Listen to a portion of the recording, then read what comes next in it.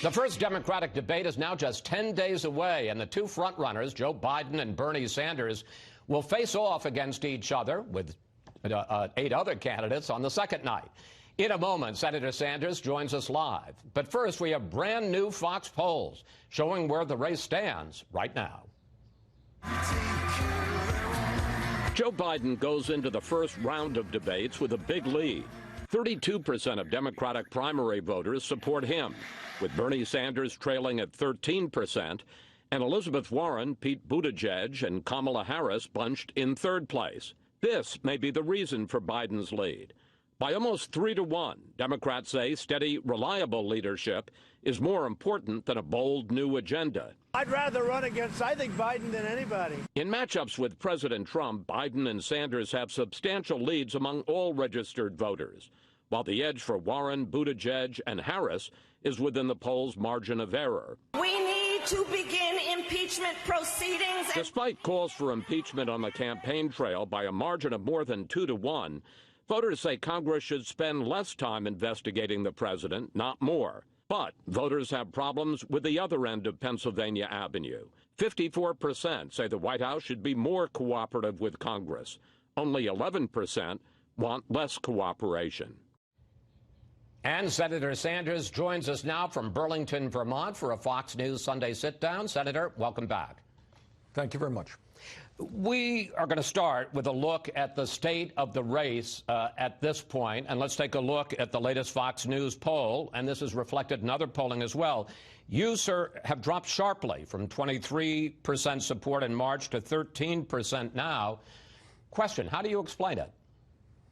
Well, I explained it in the sense that polls go up and polls go down. But the other part of the poll, if I heard you correctly, Chris, is that I am beating President Trump fairly decisively, which is consistent with all of the polling that I have seen. I think, frankly, I am the strongest candidate to defeat Trump. I think we can win in Pennsylvania, Wisconsin, and Michigan, and some of the other battleground states, and that's a fight that I look forward to. You seem to be competing most directly, perhaps on the left side of the Democratic race, with Democratic Senator Elizabeth Warren, and in a new CBS News poll out today of 18 battleground states, she actually leads you by 1 point in those 18 states, obviously within the margin of error. She says that she supports capitalism and she supports markets, but she wants them more tightly regulated. Why do you think that you're a better choice for voters than Senator Warren with that approach?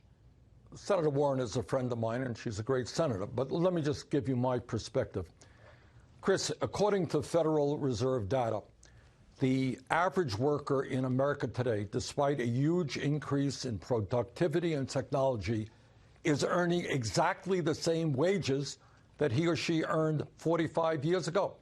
In the last 30 years, the top 1% has seen an increase in their wealth of $21 trillion, while the bottom half of America has seen an actual decline in their wealth of some $800 billion. In other words, we have an economy today that is working phenomenally well for the top 1%, while the working class of this country is being decimated. Meanwhile, it seems to me that if we're going to bring about real change in this country, that means health care to all people, raising the minimum wage to a living wage, making sure that all of our young people can afford to go to college, dealing with climate change, dealing with criminal justice reform. We need fundamental change. We need a political revolution. We need millions of people, working class people, whose lives have been decimated for the last 45 years to stand up to Wall Street, to stand up to the insurance companies and the drug companies. A political revolution, that is what I believe in. You made a major speech this week to define what you believe in, what's called democratic socialism. Here's a clip from that speech. Today, in the second decade of the 21st century, we must take up the unfinished business of the New Deal and carry it to completion.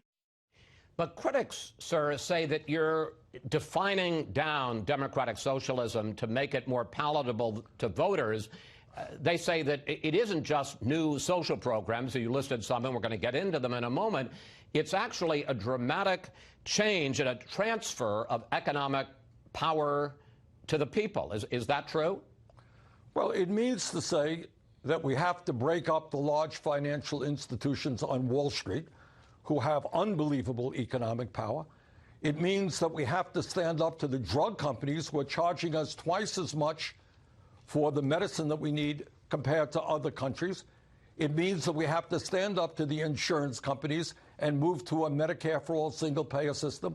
We have to stand up to the military-industrial complex where there's enormous fraud and waste within the Pentagon. So it does mean, Chris, I think, you know, what you said is basically true. Right now, real power, most people understand this, rests with a handful of large corporations and very wealthy individuals. And the time is now for us to say, you know what? We need an economy and a government that works for all of us, not just the 1%. And if people want to accuse me of believing in that, I plead guilty. Yeah, that's what I believe in. I believe in a vibrant democracy where ordinary people get a fair shake rather than just the 1% getting it all. Sir, let me drill down on that, because here's what Maria Zvart, the executive director of the Democratic Socialists for America, told the New York Times last year. Our ultimate goal really is for working people to run our society and run our workplaces and our economies. And back in the 70s, you seemed to agree. Here's a quote from you. I favor the public ownership of utilities, banks, and major industries. Senator, do you still believe that in the public ownership of major industries? Chris, and if not, why? I live in the city that you're where I am right now. We do have public ownership of our electric department, and they do a pretty good job. A lot of electric departments all over this country are publicly owned. Do I believe that workers should have more say and be sitting on the boards of large corporations? Yes, I do. Do I believe that we should break up some of the major banks on Wall Street and support credit unions and community banks? Yes, I do. So I think really one of the things that we have to look at is the fact that power in this country rests with just a handful of people. You got 6 financial institutions that have assets equivalent to 54% of the GDP. 6 institutions control the flow of trillions of dollars. When we talk about democracy, it means not just voting every 2 years. It's giving working people more of a say in what goes on in the economy. All right, let's take a look at perhaps your biggest proposal, and you have a number of proposals, Medicare for all. And let's put up some of the details. Half of Americans, 156 million people, get their health insurance through their employer. According to the Kaiser Family Foundation, 68% of them give their health plan a grade of A or B. So I guess the question is, why take away a system that millions of Americans like? Well, first of all, every single year, tens of millions of people move from one plan to the other plan. Second of all, what we are talking about, despite a lot of misinformation coming from the insurance companies and the drug companies, is allowing all of the American people to continue to go to the doctor that you want to go to the hospital that you want to go to. And in fact, under a Medicare for all single-payer system, we expand Medicare for seniors to include dental care, hearing aids, and vision care, eyeglasses. So we expand Medicare. But right now, Chris, you have a dysfunctional health care system. You got 70 million Americans who either have no health insurance or they are underinsured with high deductibles and co-payments. We are paying twice as much as any other country on earth for the prescription drugs that we need. We spend far more per capita on health care, as do the people of any other country. Medicare, as you know, is the most popular health insurance program in the country right now, but it only applies to people 65 or older. What I want to do is, over a 4-year period, expand Medicare to every man, woman, and child in this country. It will save the average person significant sums of money and provide comprehensive care. We are the only major country on earth not to guarantee health care to all people, and that has got to change. Well, I want to pick up on the price, which you mentioned, because the Liberal Urban Institute assessed your plan back in 2016 and said the cost would be $32 trillion over 10 years, and you've talked about paying for that through a variety of taxes. But Chris, wait, let me, if I may just finish, sir. A variety of taxes on individuals and on companies.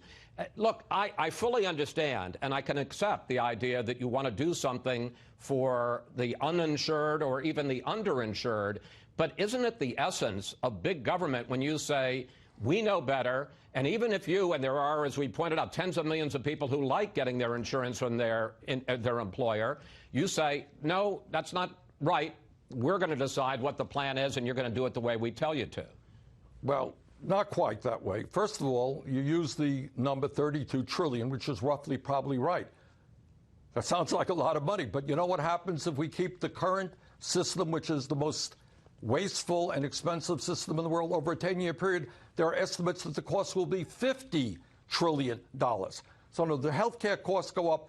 Every study shows that Medicare for all will be less expensive than continuing the current dysfunctional health care system. But I've got about a minute left, sir. What about this main point, which is you, the government, President Sanders, is going to tell people that like getting their insurance either from their union or from their employer, no, you got to take the coverage we give you. Look, Medicare itself as a health insurance program is far, far more popular than our private insurance companies. People don't like insurance companies. They like their doctors and they like their hospitals. And we maintain that. And right now, Chris, as you know, if you're in one plan, it may cost you a fortune to go to the doctor you want if he or she is not in the same plan. We do away with that. We give people complete freedom of choice as to the doctor that they want to go to or the hospital they want to go to. They will save money. We will join every other major country on earth in guaranteeing health care to all. We will cut prescription drug costs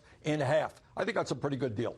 Senator Sanders, thank you. Thanks for your time. Please come back and continue the conversation, sir. Thank you.